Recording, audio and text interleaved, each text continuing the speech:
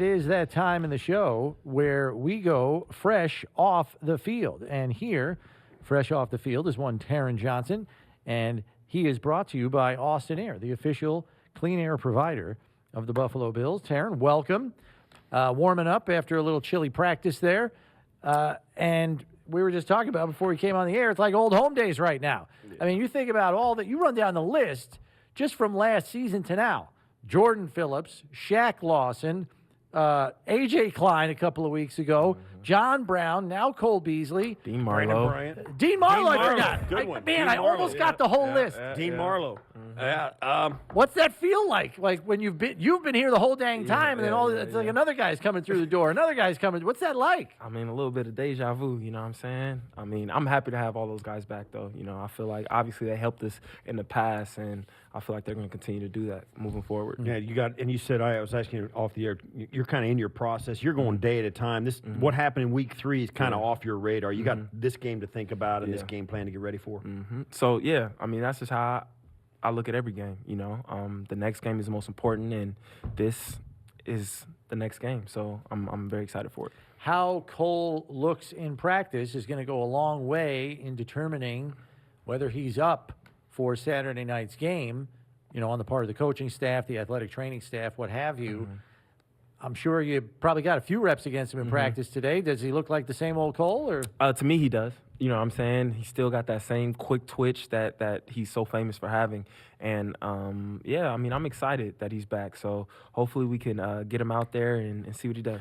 You've been around and you've played a bunch and you've seen these guys come in. Now, what you're worried about most when a guy comes off a little cold? Like, John Brown came in a couple of weeks ago. A.J. Klein came in a couple of weeks ago. Now Cole comes in. What's the biggest worry for the I guess the sports science guys? What are they worried about with these guys coming in physically? One, just making sure that they're not going out there overworking themselves and stuff like that. You know what I'm saying? I don't know where they were before they were here, you know.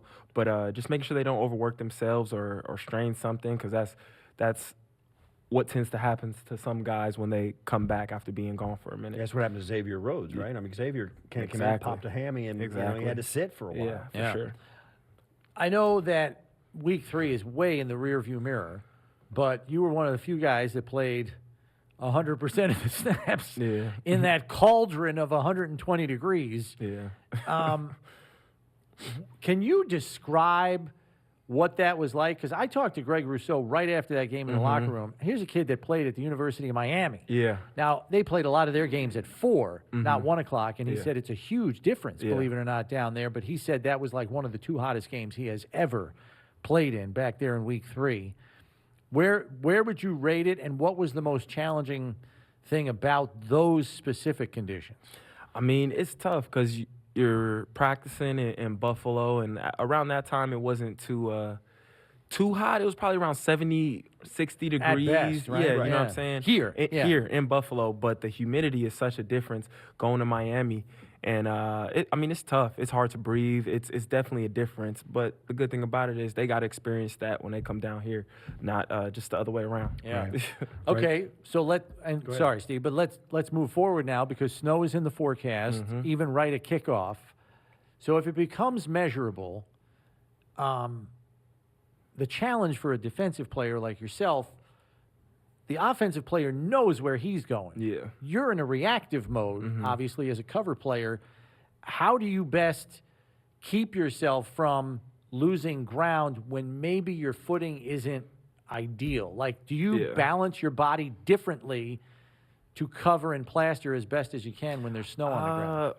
Probably not. I mean, you still play the same way. Yeah, I still play the same way, but definitely there's some challenges with that because you definitely could slip, and that's just that's just part of it. Yeah. Hopefully that doesn't happen. Hopefully I don't take that wrong step or anything like that to put myself in a bad position, but just gotta keep playing. So you're the nickel corner, this is your 5th year. Yeah. I mean, you're a fixture now on that group with, Micah and Jordan and Tre'Davious and, Milano. Yeah. I mean, you're probably maybe the only guy who's taken every snap you were supposed to this year. You're the only guy that's kind of still standing. What is that? Give us a synopsis of this group this year, your 5th year you're in the league. How is this team this year different than year 4, 3, 2, and 1? I'd say it's a huge difference. I'd say this year I've been taking more of a leadership role, and just the fact that those guys haven't been on the field, it's been a little different with the safeties in the corners, Right. just with communication and stuff like that. I mean, not taking any away from those guys because I feel like they've done a good job, you know what I'm saying, with Micah, Poe out, Tre'Davious out, you know what I'm saying. So those guys came in and filled in very well. So I'm just happy we got Trey back and Poe and Matt and pretty much most of the guys back. Mm-hmm. And I feel like that cohesiveness, we're going to continue to go forward. Mm-hmm. You got a shout out from one Michael Carter of the Jets, the running back, because he was asked after the game about his fumble play. You know, DeMar punched it out there, Yeah. but he said he had a chance for a big play, but he said you made a good read on the play and screwed it all up, basically, for him, Yeah. which sent him where he went, and then he's lunging forward, and that's when DeMar punches it out. Walk me through that play before the fumble happened. Because you got a piece of him. Yeah. So basically, I'm in the box, kind of like my linebacker-ish role. Yeah. And I get pullers, and all the other linebackers are out. So it's me and the running back just basically one-on-one. I got D-Ham right behind me. So, I mean, I just hit him as hard as I can. Yeah. And he kind of gets over on me a little bit. But luckily, D-Ham was there to finish the play. Yeah, and that's one of the things. You have been the reason, and coaches said it a number of times, or Leslie Frazier said the reason the Bills are so, because teams have tried to pry you guys out of your nickel package, and Leslie has given you credit that you're the reason they don't have to, because of plays like the one we're looking at. You get it. You're a box safety, actually you're a box corner, and because of that, because of your ability and willingness to do that, teams don't dictate personnel groups to the Bills' defense, and that's you dictate to them. Yeah, you dictate to them. What benefits have you heard Leslie Frazier and those guys talk about that giving you over the course of a season? Why is that important? I feel like because a lot of times what teams try to do, especially now, is they'll put big people on the field and spread you out. You know what I'm saying? Just try to get a small guy on a linebacker or something like that, and really just try to pass the ball on you with big personnel. And I think I'm pretty physical enough to be in there. Obviously, I'm smaller, but I feel like I'm physical enough to play in the box. And if they run the ball with the bigger people versus, if they're spread out, then obviously I feel like I can. That's cover your them. matchup. Yeah, exactly. I know. You guys have a lot of respect for this Dolphins offense. It's been high-flying pretty much since after you guys played them the first time and after Tua got back in the lineup. The last 2 weeks have been a little bit of a struggle for them. So as you're reviewing film and you see some of these struggles, obviously Coach Frazier handles a game plan, and he'll tell you what you guys are going to do.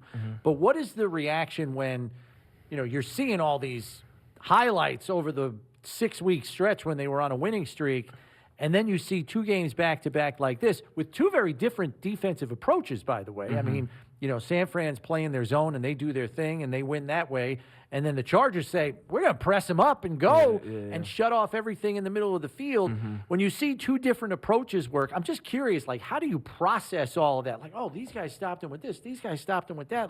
There's a whole different – there's a menu of options, it seems. How do you interpret that stuff? You watch the film, and you just take what you learn from what those 2 teams did, and even the teams previous that had maybe some success against them, So really just taking what we learned, even our game, what we learned from our game, and just taking with it and just trying to tweak some things to be better at it. Gotcha. Well, it's good having you on. I appreciate it. Thanks for coming in after practice. Most definitely. Congratulations on a great season. I'm glad it's got to feel good that you're the one guy who's been on the field. I don't think you're the only guy out in the back 7 who's not missed any time. Is that right? Yeah, thankfully. Yeah. I'll knock on wood. I'll knock on wood for you. For sure. We know how important you are out there. Thanks for the time, Taron. We appreciate it.